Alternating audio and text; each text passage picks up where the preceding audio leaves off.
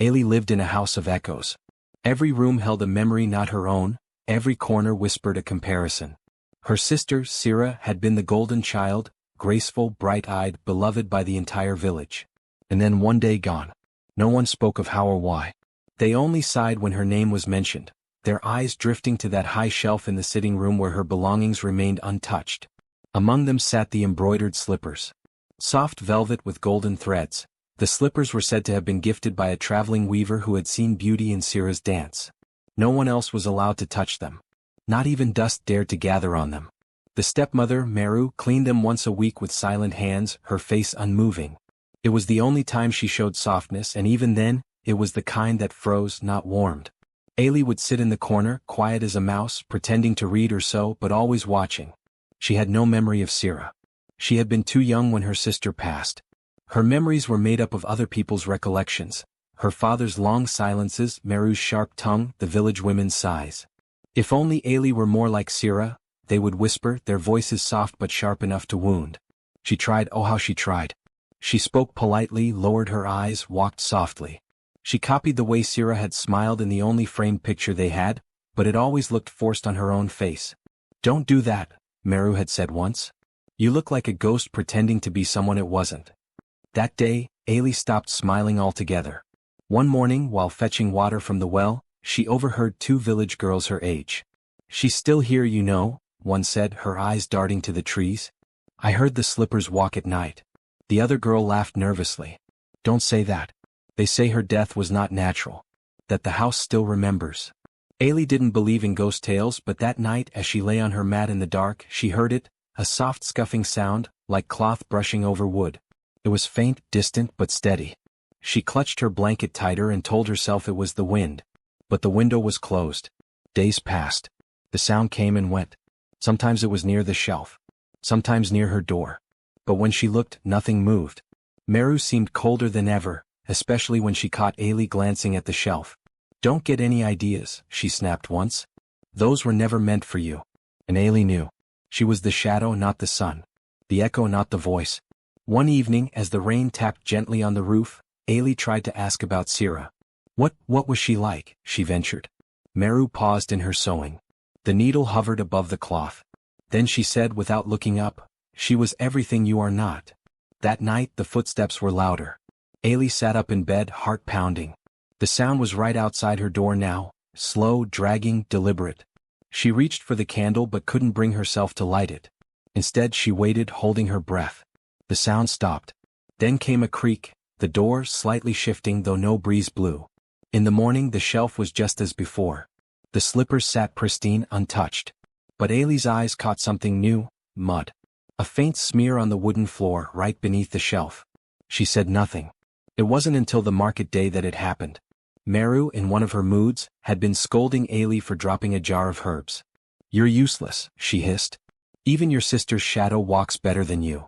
Then she turned, marched to the sitting room, climbed the stool, and snatched the slippers from the shelf. Ailey gasped. Don't. But it was too late. Meru turned and, in a fury, slapped Ailey across the cheek with one slipper, then the other. Maybe this will teach you to walk like her. Ailey stood stunned, cheeks stinging, the scent of lavender and dust on her skin. The room grew cold. That night the footsteps didn't just come, they marched. From corner to corner of the house, up and down the hallway, on the roof, through the yard. Doors rattled, the windows shivered. The slippers had been returned to the shelf, but they no longer rested. They stood upright, facing the door. Meru screamed the next morning when she saw them. Who did this? She shouted. Ailey only looked at the floor. She hadn't touched them. She hadn't dared. The village began to notice something was wrong. Birds no longer perched on their roof. The goats refused to graze near their fence.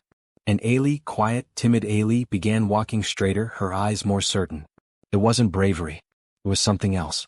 She heard the footsteps even in the day now. Soft, steady. Sometimes just one. Sometimes two. But always moving with her. She asked her father timidly one evening while he sat carving wood, "Did Sira like to walk barefoot?" He looked up, startled. Then his face turned pale. "What makes you ask that?" "No reason," she lied. But he didn't push. Maybe he too had started to hear the steps. The village whispered louder now. "That house is cursed. That girl, she walks with something." Ailey didn't mind. because for the first time something, walked with her. And she was no longer alone. The bowl slipped from Ailey's trembling hands and shattered against the hard floor. The sharp sound rang through the quiet house like a scream. Her heart stopped. She bent quickly to gather the shards, her fingers trembling so badly she almost sliced her palm. But she knew what was coming. Behind her, the slow thud of footsteps came down the hallway. Meru stood in the doorway, arms folded, her eyes like flint. "Do you even know how old that was?" "I'm sorry," Ailey whispered. Meru didn't answer. She turned away, and for a moment, Ailey thought the storm had passed. But then she returned, holding something that made Ailey's blood run cold. One of Sira's slippers. Its velvet shimmered dully in the low light, still delicate, still clean. Ailey backed away instinctively. "No, please," she murmured. "Not that." Meru didn't hesitate. She raised her arm and brought the slipper down across Ailey's cheek. The soft sole struck with unexpected sting. It wasn't just pain, it was humiliation, memory, something deeper. Meru hit her again, then flung the slipper onto the ground beside the broken bowl. "You break things," Meru said, voice like ice. "And yet the only thing that should be broken here is you." Then she turned and walked away, leaving Ailey kneeling beside the broken bowl and the slipper, her face burning from the strike, her eyes wide with something that wasn't just fear, it was awakening. That night the house changed. At first it was only a feeling. A stillness too thick for sleep. The silence pressed against her ears like wool. Then faintly a creak. A soft tap. Another. Footsteps. They were light, almost like bare feet or soft soles. Ailey sat up in bed, heart hammering. Her room was dark, moonlight barely outlining the doorway. The sound came closer, step by step. It paused at her door. Then moved again. They stopped at her bedside. She froze, unable to speak, breathe, or move. Something hovered there, presence without form. She didn't dare reach out. She squeezed her eyes shut, whispering in her mind, "Please don't hurt me." The air shifted and the steps retreated. Slowly. As though whoever, or whatever, it was had heard her and obeyed. When dawn broke, Ailey rose slowly. The house was as it had always been. The bowl's shards were gone. The slipper had been returned to the shelf. Meru said nothing. But Ailey knew. That night, the footsteps returned. Every dusk, just after the last bird call, the sound began. Light taps. Like feet remembering a rhythm they had once known. Always to her door. Always stopping beside her bed. And then they left. At first, Ailey thought she might be imagining it. But she began to test it, placing her blanket carefully, noting the creaks of the floor, measuring time by the candle's burn. The steps came whether she moved or not. They followed their own will. And she was certain they were not her own. One evening she asked cautiously, "Stepmother, did Sira ever walk in her sleep?" Meru looked up from her stitching, her eyes sharp. "Sira? Why would you bring her up?" I thought I heard." Meru's hand slapped the table. "Don't speak her name with your mouth. You shame it." Ailey lowered her eyes, but she noticed something then. Meru was afraid. Not angry. Not just cruel. Afraid. That night the footsteps came louder. As if emboldened. Ailey didn't sleep. She watched the ceiling, her breath shallow. The steps came, one after the other, steady and unhurried. They stopped beside her, and this time, the air was cold. Just for a moment. Then warm again. It was like someone kneeling beside her. Like someone watching. She dared whisper, "Sira?" Silence. Then the lightest exhale. It wasn't the wind. The next day she checked the floorboards outside her door. Dust had been disturbed. Faint impressions, too faint for prints but uneven. Different. Unnatural. And she began to remember things she hadn't noticed before. The way birds never perched on the house anymore. The way the neighbor's dog whimpered when it walked by their gate. The way the embroidered slippers sometimes looked misplaced. A fraction to the left. Angled slightly, not perfectly aligned. And Meru, she began acting strange. She closed the windows at dusk. Kept candles lit too long. Wore Sira's old shawl tightly around her shoulders, even when the day was warm. One morning, Ailey caught her standing by the shelf, whispering. Just faint murmurs. When she saw Ailey watching, she jumped. "Go to your chores," she snapped, her voice cracking. "Don't hover like a ghost." Like a ghost. The footsteps grew bolder. They came not only at dusk but in the hours before dawn. Sometimes Ailey would wake and hear them pacing the hall. Sometimes they moved between rooms. Once she swore she heard a slipper drop. She rushed out, nothing was there. She knew better. She stopped fearing it. Whoever it was, Whatever it was, it never hurt her. Never frightened her with malice. Only presence. Only watchfulness. She began to whisper good night before bed. And sometimes she thought she heard a soft sigh in return. One evening she dared to ask her father. "Do you remember Sira's slippers?" she asked. He blinked slowly as if waking from a long sleep. Of course. She loved them. Never let them touch the ground. "Do you think she would be angry if they were misused?" He frowned. "What are you saying?" But before she could explain, Meru walked in. Her eyes darted between them. "What nonsense are you filling his head with?" she snapped. "Sira is gone. Let the dead be silent." Ailey didn't reply. She no longer believed the dead were silent. That night the footsteps came again. But they were not alone. She heard three distinct sets of movement. One near her bed. One pacing the hallway. One stopping in the sitting room. The slipper shelf fell over. A crash in the dark. Ailey bolted from bed and ran out. Meru was already there, staring at the fallen stool, the broken shelf, the slippers scattered across the floor. "You did this," she hissed. "I didn't touch them." Meru grabbed her arm wild-eyed. "You've stirred her up. You've brought her back." Ailey met her eyes, voice calm. "Maybe she never left." Meru slapped her. "Art." And the footsteps pounded through the house. Meru froze, her hand still raised. They both heard it, clear and undeniable. Steps. Angry, urgent, stomping. Toward them. Meru backed away, her face pale. "No, no." The candles flickered out. In the darkness, Ailey felt something beside her. Warmth. Comfort. Like an arm around her shoulder. The storm inside the house calmed. Meru backed into the wall, gasping, staring at something Ailey could not see. "She's looking at me?" Ailey whispered, "What did you do?" But Meru ran. In the morning she was gone. Packed her things and left. No goodbye. No explanation. The house was quiet. But not empty. Because every night the footsteps still came. To Ailey's door. To her bed. And now, when she whispered good night, a soft whisper always answered back. She no longer walked in her sister's shadow. She walked beside her. The nights grew heavier. Ailey no longer waited for the footsteps. They simply arrived. Like breath, like heartbeat. Her mind adjusted to their rhythm. But something new crept into the silence. Whispers. It began one night when the wind was still and no birds had sung at dusk. She lay under her blanket, the moon casting its silver lines through her window, when she heard it, soft, broken syllables rising from beneath her floorboards. Faint. Almost like fabric dragging against itself, but layered with breath, like someone murmuring secrets behind a veil. She froze. The footsteps had paused by her bedside just as they always did. But now there was this, something under her. A presence deeper than footsteps. A murmur buried in the bones of the house. She pressed her ear to the floor. And heard them. Not words, at least not yet. Just sounds. A shuffling whisper like skin brushing against wood. The faintest rise and fall of something trying to speak. Then, unmistakably, the pat-pat of soft soles. Slippers. Sira's slippers. Ailey sat upright, heart a drumbeat in her chest. The whispers faded as if aware she'd noticed. As if the voice wanted to retreat now that it had her attention. The next morning she woke early. The house was still. Dew lay heavy on the window. She crept toward the shelf where Sira's slippers had rested for years. They weren't there. She gasped, half expecting someone to leap out and accuse her. But no one was awake yet. She searched the room. And found them. By her door. Neatly placed. The left slightly ahead of the right. Pointed toward her room. She swallowed hard and picked them up, holding them like something sacred.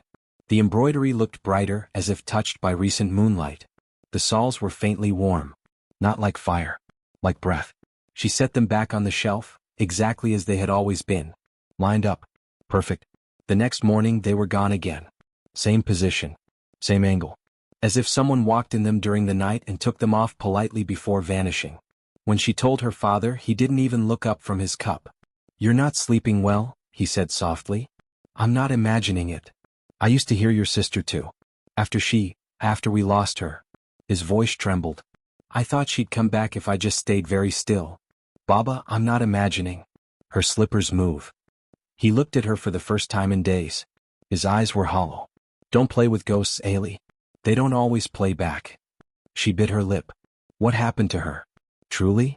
His gaze dropped. She slipped. Fall. Hit her head on the stone near the well. "You never saw it?" Meru did. His voice went distant again. Meru said it was quick. Ailey stood in the doorway wanting to scream, to shake him back into life. But he was too lost. Her father had withered into a ghost long before the footsteps started. He would not help her. That night the whispers returned, stronger. She didn't need to press her ear to the floor. She could hear them just lying still. A name. Her name. Ailey. It wasn't loud. It wasn't terrifying. It was pleading. Wounded. As if someone had waited too long to be heard and finally found a voice. And with it, the footsteps. But now they paced. Back and forth just beneath her bed. Not in the hallway. Underneath her. The boards groaned lightly as if touched by something that bore no weight, but carried memory. The next day the slippers were again by her door. This time damp. As if they'd walked through dew or mist. But the path to her room was dry. No trail. Just the slippers, soft and warm, waiting. She placed them back. The whispers grew bolder. In the days that followed, she began to hear them when she was awake. Not always words, sometimes a hum. A tune she almost recognized. Like a lullaby sung through water. Sometimes she caught a word. Don't. What? Listen. She started sleeping with a candle. But it did nothing to ease the tension. One evening she heard a knock. Not on her door. Beneath her floor. 3 soft taps. She didn't move. Her hand hovered above her blanket, frozen in mid-motion. Another 3. She whispered, Sira? The room fell silent. Then 3 more knocks. But slower. Heavy. As if someone was answering. She crept from bed and lifted the rug. The wooden slats looked normal. But she pressed her hand to them and they were warm. Whispers rose again. Closer. Clear. Find me. She fell back, breath caught in her throat. That night she dreamed of water. A hand reaching out from a well. A face she could not fully see, features blurred as though hidden behind smoke. But she knew the shawl. Knew the eyes. They were her sisters. Ailey woke crying. She stopped placing the slippers back on the shelf. Instead she left them by the door. Each morning they were slightly moved. Sometimes pointing out. Sometimes angled in. And once, she found them side by side beneath the table, like someone had sat down for a meal. She began writing things down. What she heard. What she felt. When the footsteps came. When the whispers changed. The more she wrote, the clearer the whispers became. And soon they said it, look under. Beneath the floorboards. The idea terrified her. But she knew she had to. One afternoon, while her father napped and the house was quiet, she fetched a small blade and gently pried at the edge of the boards beneath her bed. The first plank came loose with a soft creak. Dust billowed up. And something else. Fabric. She reached in and pulled gently. A bundle. Wrapped in cloth that had once been blue, now faded to ghost gray. Inside it, another slipper.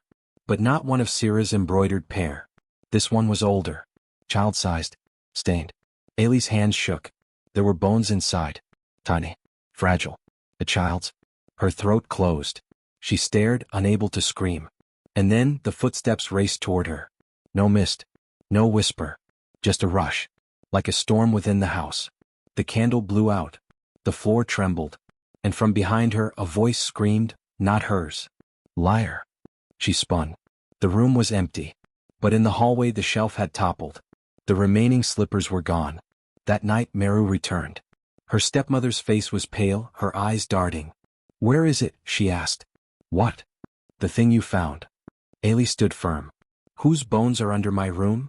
Meru's lip trembled. She wouldn't stop crying. I told her to hush. She wouldn't listen. I just wanted quiet. Just a moment. She slipped, she fell. You pushed her. I didn't mean to. But she told you things, didn't she? About me. She always told. Meru was shaking. And now she tells you. The whisper rose again, soft and terrible. Truth. The footsteps returned. But not just one pair. Multiple. Coming from behind the walls. Under the floor. Through the roof. Meru screamed. No. It was an accident. The slippers appeared at Ailey's feet. One by one. Then vanished, lifted by invisible hands. They circled Meru. Ailey stepped back. The room filled with song, a lullaby broken and sad. Meru collapsed. In the morning she was gone. No note. No goodbye. No trace. Ailey's father never asked. Maybe he couldn't. But the whisper stopped. The footsteps remained. Not in warning. In comfort. Every night they came. Soft. Gentle. And each morning the slippers waited by Ailey's door, warm as if they'd watched over her all night. The festival of the rains brought color to the village.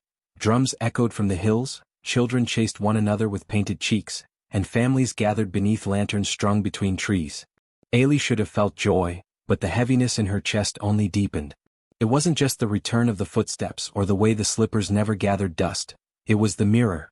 It stood in the hallway just outside her bedroom, tall and framed in carved wood faded by age and neglect. No one remembered where it came from. It had always just been there, leaning against the wall like a silent watcher. The glass had dulled over the years, coated with fine cracks that ran like veins beneath the surface. Ailey had walked past it her entire life without truly looking into it. Until the morning she paused, and saw someone else staring back. At first, she thought it was her own reflection distorted by sleep. But as she blinked, the figure in the glass did not. It wore Sira's favorite shawl, the one Ailey hadn't seen since the day of her sister's funeral. Her hair was braided the way their mother used to do it. Her eyes were wide, not hollow or ghost-like but alive, urgent. And on her feet were the embroidered slippers. Sir.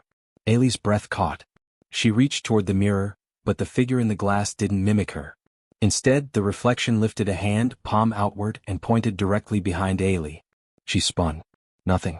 Just the hallway. Empty. So. She turned back, but the mirror showed only her own pale, trembling face now. That night, Ailey couldn't sleep. Her heart beat like thunder in her ears. When the footsteps returned, she didn't cry. She sat up, wrapped her shawl tighter around her shoulders and waited. But they didn't come to her room. Instead, she heard them stop at the mirror.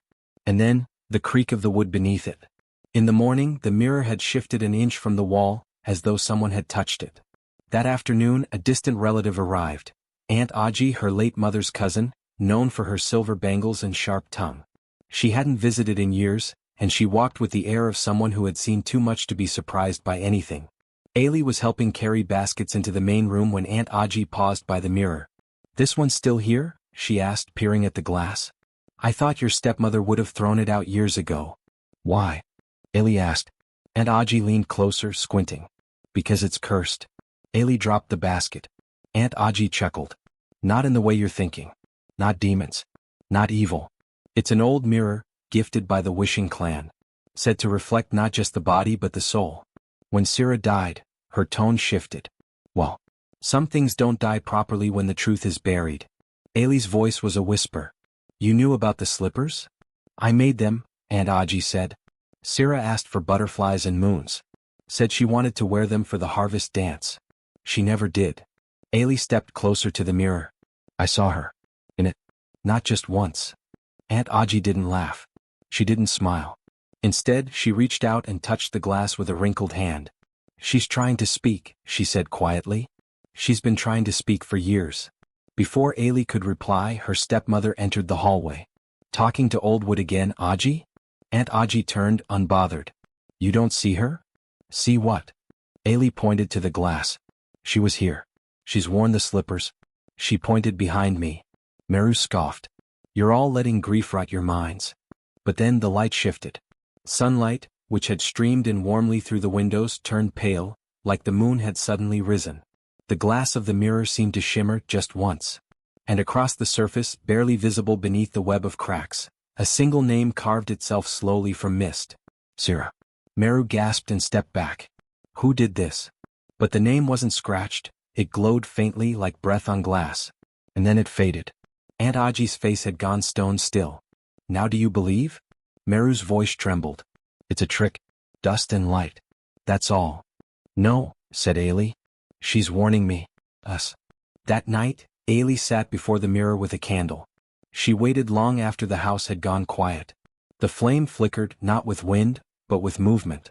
The footsteps came. She heard them pass her door. Stop before the mirror. And then she saw it. The reflection did not match the room. In the mirror, the hallway stretched longer than it should, shadowed in dim blue light. Sira stood there again. This time her hands were clasped. The slippers on her feet glowed faintly. Her lips moved. Ailey leaned closer. "I can't hear you." The reflection began to mouth something. Ailey repeated what she saw, slowly. "Look, beneath, again." The mirror flickered. Sira raised one hand and pointed downward. The floorboards again. Ailey stood. She retrieved the blade from her drawer, hands shaking. Aunt Aji appeared in the doorway silently, as if drawn by instinct. She's showing you, Aji whispered. Let's find it together. The two women knelt and pried loose another section of wood, just beyond the space where Ailey had found the bundle before. This time the gap revealed not cloth, but pages. Letters. Dozens of them stained by time. Ailey picked up the first. The handwriting was unmistakable. Sir. They were diary pages. Folded, hidden. Some were half-finished, others scratched through, angry. But the truth spilled from them. I think Meru watches me too much. She follows me when I go to the well. She took my slippers last night and burned one in the fire. I made her promise not to tell Baba. She said if I speak again I'll regret it. I don't feel safe in this house. Tears streamed down Ailey's face. Sira had written her fear. And someone, Meru, had hidden the truth. Buried it in the boards. And now, her ghost had clawed its way back to be heard. Aji took the pages, hands shaking. She was crying out. Even in death. The footsteps returned, softer now. Not pacing. Not angry. Just present. That night, Meru did not return home. No one knew where she went. Some said she left for the lowlands. Others whispered she was taken. But she was gone. Ailey stood before the mirror and spoke aloud. I found her words. I know the truth now. The reflection shimmered again. Sira's face was calm now. Her eyes no longer wide with warning, but shining with peace. She smiled. And then, for the first time, Ailey saw her reflection merge with her sister's. Just for a moment. A braid over her shoulder. A shimmer of the slippers. And then, it was just Ailey again. But lighter. The footsteps faded that night. And when Ailey awoke, the slippers were gone. Forever. The rain came suddenly that evening, pounding against the thatched roof like drumming fists. Thunder cracked across the sky in jagged lines, and the winds howled through the trees as if mourning something long buried. Ailey sat by the fire, knees hugged to her chest, watching the flames flicker. Aunt Aji had gone to sleep early, murmuring a prayer as she lit a protective herb bundle by the window. The house creaked and moaned with the weight of the storm. And then the footsteps began. They were different this time, no longer soft, cautious, or fleeting. They were heavy. Deliberate. First across the ceiling beams. Then down the hallway. Then circling the house, outside. Pat, pat, pat. The sound of slippers on wet earth. Ailey stood slowly, her heart racing. She moved toward the front door, but something in her made her pause. Wait. Then came the scream. It pierced through the house like a blade, sharp and terrified. Ailey ran to the back room where her stepmother slept. Meru was standing in the center of the room, her hair wild, her arms shaking as she pointed out the window toward the garden. She's out there. Meru shrieked. She's out there, she's here. I saw her. She was standing in the rain, barefoot. Ailey rushed to the window, pushing past her. Rain slashed across the glass in sheets, but through it she could see nothing but the swaying shadows of banana trees and the glow of lightning over the far hills. No one's there, Ailey said quietly. She was. Meru insisted, clawing at her own arms as if to shake away the image. Sira? Her hair was soaked, she was looking at me like she knew. Aunt Aji appeared in the hallway, wrapped in her shawl, eyes calm despite the storm. What did she look like? She asked. Meru's lips trembled. Like she did that night, the night she died. Her dress was the same. Her feet were bare, but she left no mud where she stood. No mud. The house fell silent, save for the roar of the rain and the steady dripping from the eaves. The footsteps had stopped. Ailey turned and walked to the front door. She knew where to look. She opened it slowly, the hinges groaning against the wind. The storm slapped her face with rain, but she stepped forward into it, blinking against the downpour. The night outside was full of movement, trees swaying, leaves flying, puddles rippling. And then she saw them. Sitting neatly on the doorstep. The slippers. They were Sira's, embroidered moons and butterflies, threadwork glinting faintly even under the storm-heavy sky. They were soaked through as if they'd been worn in the rain. Yet they were strangely clean, no mud, no torn fabric. Just glistening with rainwater, as though they had walked through the storm untouched by earth. Ailey knelt before them. The air around her shifted, cooler, softer. The thunder faded into a distant murmur. It was as though the house, the garden, and the entire world had paused to hold its breath. She reached out a hand, hesitated, then touched them. Warm. Not soaked from hours outside, but freshly removed from warm feet. Behind her, Meru stumbled to the doorway. Her face had drained of all color, and she stared at the slippers like they were fire. She came back, she whispered. She really came back. Aunt Aji stepped beside Ailey, her voice steady. Not for revenge. For recognition. For peace. Meru's knees buckled and she sank to the floor, muttering prayers Ailey had never heard her say before. Her pride cracked open like a dry gourd. Her lips formed Sira's name again and again. But Ailey's eyes never left the slippers. She knew with unshakable certainty that Sira had stood right there, on that very step, watching, waiting, reminding. She had not vanished into the ground or become a mere whisper in the mirror. She had returned, walking in her own footsteps, through wind and rain, to be seen again. And Ailey, timid, forgotten Ailey, had seen her. Ailey rose to her feet, picked up the slippers and held them to her chest. The warmth lingered against her skin like a heartbeat. The storm began to soften, the rain falling gentler now, like a lullaby poured from the sky. She closed the door quietly and turned to face Meru. Do you still think she was cursed? Meru looked away ashamed. Her voice was a rasp. No. She was strong. Too strong for me to control. I didn't protect her. I buried her truth. Aunt Aji laid a hand on Ailey's shoulder. And now the truth is walking again.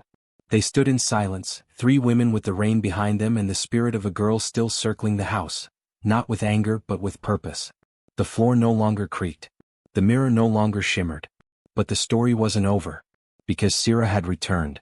And the slippers, those quiet carriers of memory, were no longer just relics of grief. They were proof that even in death the unheard find a way to speak. It began on a moonless night.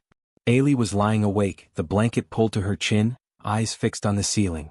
Sleep had become a stranger, restless shadows clung to every corner of her room. The silence was thick, but it cracked like dry bark when she heard it. Tap, tap, tap, tap. She sat up slowly. Her room was still, the windows shut, the air unmoving. But the sound continued, soft, deliberate, like someone walking barefoot across the clay floor. Only it wasn't feet. She turned toward the door and there they were. Sira's slippers. They moved with a rhythm too steady to be chance, gliding one after the other across the floorboards. No one wore them. They danced lightly across the ground as if retracing old memories, each step filled with intention. Ailey clutched the edge of her blanket, her breath frozen in her throat. The slippers stopped in front of her bed. They turned slightly as if facing her.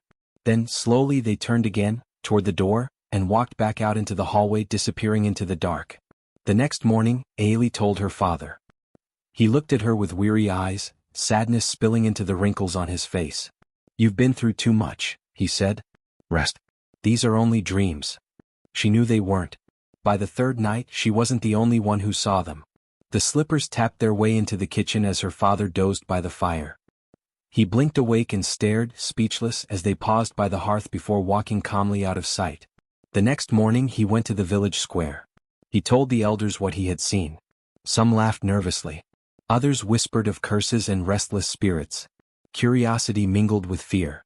By the end of the week, 5 villagers were invited to watch. They sat in Ailey's house in silence. The lamps were dimmed. The slippers sat still at the doorway, unmoved, silent. Then, as the hour deepened and the wind began to sigh through the shutters, the movement began again. Tap, tap, tap, tap. The slippers walked through the room as though Sira herself had returned. They paused in front of the staircase, turned and walked to the mirror, then stopped. The watchers stared, some clutching charms, others trembling silently. One woman fainted. An elder whispered, "They seek what was unfinished." From that night forward, the house was no longer just a home. It became a threshold. People began to gather outside, murmuring prayers, throwing herbs at the doorstep. Some blamed Ailey. Some pitied her. Children were told to stay away. The whispers came fast. The dead girl walks again. Her feet still remember the fall. The slippers know. Ailey no longer tried to explain. She barely slept, barely ate. Each night brought the sound, the constant, unnerving rhythm of footsteps that were not hers. Sometimes they stopped at her door and stayed. Other times they paced from room to room as if searching. She watched them through tear-stung eyes, feeling her sister's presence pressing closer, heavier. One night she followed them. The slippers moved as they always did, unhurried, sure. Ailey walked behind them, barefoot, heart pounding. They led her down the stairs, pausing at the top step where Sira had fallen. Then they moved forward, down to the very bottom, and stopped at the place where her head had struck the stone. Ailey stood there staring down. The air felt colder. So, the slippers turned again and tapped their way to the front door. Ailey opened it.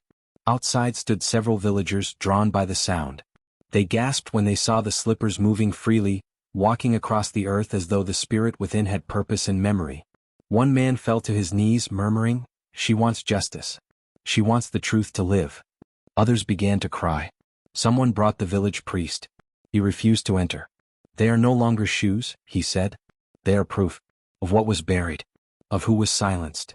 The next morning, Ailey sat by the window and watched the slippers rest beneath the mirror. Their embroidery seemed brighter now, as if threaded by light. Her fingers ached to touch them, but fear and reverence held her back. Her stepmother had stopped speaking. She walked the house like a ghost herself now, eyes darting to corners, ears twitching at every sound. At night, she pressed her back against the door as if trying to keep something out. But it was too late. The footsteps were not just sounds now. They were memory, protest, demand. Every time the slippers moved, they spoke what no one had dared to say aloud. Something had been stolen. Someone had been taken. And no amount of silence could bury what Sira's final steps were now ready to tell. Ailey sat up night after night, watching, listening. She stopped trying to cry them away. She began to listen. And when the villagers came again, pleading to know what the slippers wanted, Ailey finally whispered, "They want to be heard.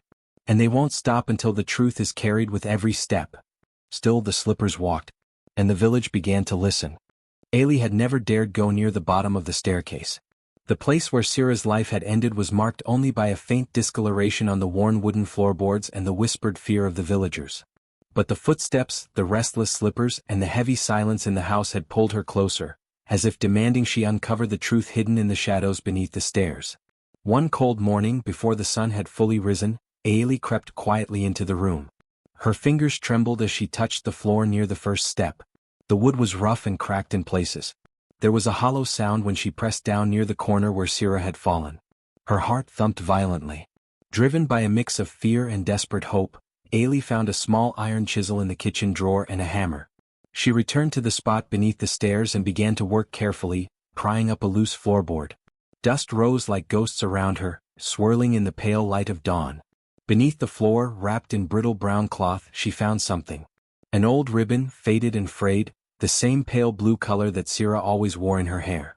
The edges were delicate, but the fabric still held a gentle scent, like wildflowers and rain. Ailey's breath caught as she clutched the ribbon to her chest.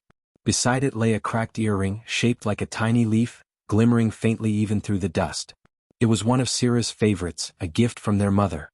Ailey's hands shook as she traced the delicate curves. The realization struck her with crushing force. Sira had tried to run, tried to escape something or someone. But she had never made it past the bottom of the stairs. The place where she had fallen was not an accident. It was the last barrier, the last desperate stop on a path of fear. The slippers, once silent, began to tap slowly from across the room. They moved toward Ailey, hesitating as if sensing the discovery. Then, as she lifted the ribbon and earring, the slippers moved to the spot beneath the stairs, where the loose floorboard had been. Ailey knelt beside the slippers, watching in growing horror as the soles began to darken. At first it was just a faint reddish stain like the blush of dawn. But it spread quickly, deepening to a dark, vivid red that pooled beneath the embroidered fabric. The slippers were bleeding. The sight was terrifying, but it made one thing painfully clear. Sira's spirit was still trapped here, bound to the place where she had died. Ailey's chest tightened as she whispered, "You didn't leave. You were forced to stay." Tears blurred her vision, but her hands were steady. She gathered the ribbon and earring carefully and held them close to her heart. This was the proof she needed, the story beneath the silence, beneath the bruises and broken things. She ran her fingers over the blood-red stains on the slipper's soles, feeling the weight of unfinished justice pressing down on her family, on the village. The villagers had tried to bury the truth with whispers and fear. But now it was bleeding out, undeniable and raw. That evening, Ailey called the elders together. She placed the ribbon and earring on the floor in front of them, letting the slippers tap their slow, steady rhythm beside the tokens of Sira's life. Her voice was quiet but resolute. Sira didn't slip by accident. She was pushed. The room fell silent. The elders exchanged uneasy glances, eyes flickering toward the slippers, still stained with red as if reminding them of the cost of silence. One elder, the oldest among them, finally spoke. "There are things we feared to say, things better left forgotten." But Ailey shook her head. "Better to speak the truth than to live with lies that haunt us all. Sira's spirit is bound here because she never had justice. Some villagers looked away, discomfort twisting their faces. Others nodded slowly, beginning to see beyond the old fears. The slippers continued their relentless tapping, echoing through the hallways, through the hearts of those present. That night, as Ailey lay in bed, she felt a shift in the house's atmosphere. The weight of sorrow was still there, but now it was mingled with something lighter, a promise that truth could free even the heaviest spirits. The slippers rested by her bedside, their soles no longer bleeding but still warm to the touch. Ailey understood now. Sira's footsteps had never stopped because her story was incomplete. But with the ribbon, the earring, and the courage to speak the truth, perhaps the final step was close at hand. And for the first time in years, the house felt less like a prison and more like a place where healing could begin. The air inside the house shifted, growing colder with each passing hour as the anniversary of Sira's death approached. Shadows lengthened and pooled in corners, wrapping the rooms in a thick silence that pressed on Ailey's chest. It was as if the house itself was holding its breath, waiting for something, an unspoken reckoning that could no longer be delayed. Outside, the wind whispered through the trees, carrying with it the faintest echoes of those restless footsteps. Ailey felt them deep in her bones, the unquiet spirit that had haunted her since childhood. Tonight, the past would no longer be denied. The slippers, those embroidered tokens of a stolen life, lay quietly on the worn floorboards beneath the stairs. But as midnight crept near, a faint tapping began, slow and deliberate. The slippers moved on their own, like invisible feet taking measured steps, crossing the room with an eerie grace. Ailey watched, her heart pounding in the silence. The slippers glided toward the stepmother's room and suddenly, without warning, they flew through the air, striking her with a sharp, unmistakable slap. The stepmother gasped, stumbling backward as if the blow had knocked the breath from her lungs. Her eyes rolled back and she collapsed onto the floor, sinking into a trance that chilled everyone who watched. The villagers gathered quickly, drawn by the commotion. Their faces were pale and tense, a mixture of fear, anger, and anticipation. For years, they had whispered rumors and cast wary glances at the house where sorrow and secrets had taken root. Now the truth was breaking free. As the stepmother lay motionless, her body seemed possessed by a force beyond her control. Then, in a voice not her own but filled with raw confession, she began to speak. I was consumed by rage, jealousy. I hated her, the child who outshone me even in death. The voice trembled with bitterness. It was my hand that pushed her, that silenced her laughter forever. A hush fell over the room as the weight of her words sank in. The stepmother's face twisted with torment as she relived the moment she had tried to erase Sira's light from the world. The villagers exchanged stunned glances. The silence they had feared now held a terrible clarity. Ailey stepped forward, her voice steady despite the storm of emotions inside her. The truth has been hidden too long. We owe Sira justice. The elders, who had once shied away from the topic, nodded solemnly. The stepmother's confession was undeniable, and the village had no choice but to act. In a solemn ceremony, the elders pronounced the stepmother's exile. She was to leave the village at dawn, carrying with her the weight of her actions and the collective sorrow of a family broken by betrayal. As the stepmother was led away, the slippers returned to their place beneath the stairs. For the first time in years they were still, silent as the night itself. Ailey felt a profound shift within her in the house. The restless footsteps had ceased. The haunting rhythm of sorrow and silence was replaced by a fragile peace. Though wounds would take time to heal, and memories would linger like whispers in the wind, the night of reckoning had finally come. And with it, a chance for the spirit of Sira to find rest at last. After the night of reckoning, a calm settled over the house that had once echoed with sorrow and restless footsteps. The air felt lighter, the shadows less threatening. The once ominous slippers, which had carried the weight of a tragic past, now rested quietly on a small wooden shelf beside Ailey's bed. They were no longer damp or stained, but clean and warm to the touch, as if they had been infused with a gentle light. Ailey held the slippers carefully, tracing the delicate embroidery with her fingertips. Each stitch told the story of her sister Sira, her laughter, her kindness, and the silent strength she had shown even in death. These slippers were no longer symbols of fear or pain. They had become a bridge between two souls, a reminder that love and memory endure beyond the veil. Though the footsteps still followed Ailey, they no longer carried the weight of menace or sorrow. Instead, they came softly, almost like a protective rhythm, a heartbeat that whispered through the quiet halls. It was as if Sira's spirit had finally found peace, not just for herself but for Ailey as well. The restless energy that once filled the house with dread had transformed into a warm presence, a guiding light in the darkest moments. At night, when the moon cast silver shadows across the wooden floors, Ailey would sometimes hear the faintest tap of slippers by her side. It was a gentle sound, like the soft footsteps of a friend walking just behind her, ready to catch her if she stumbled.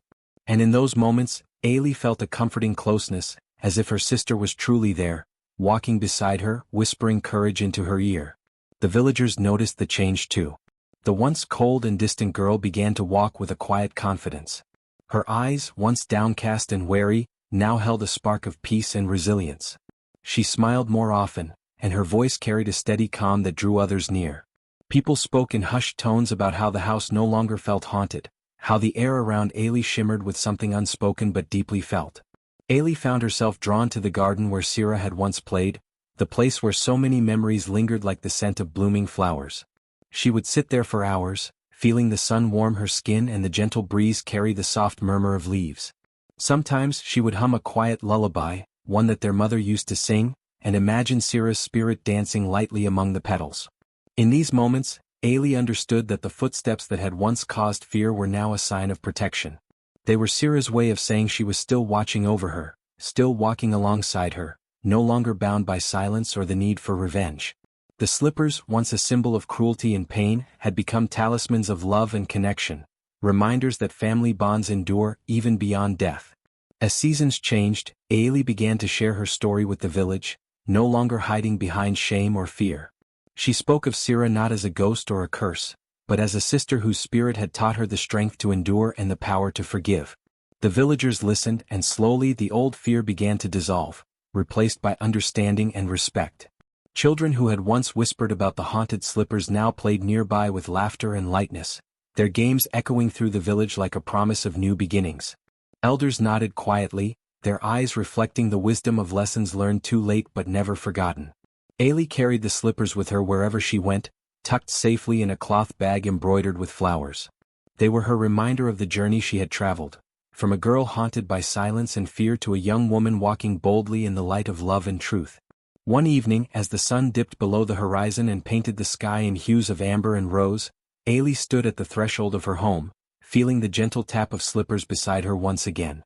She smiled softly, knowing that she would never truly walk alone. Her sister's footsteps were there, not as shadows of sorrow but as echoes of hope.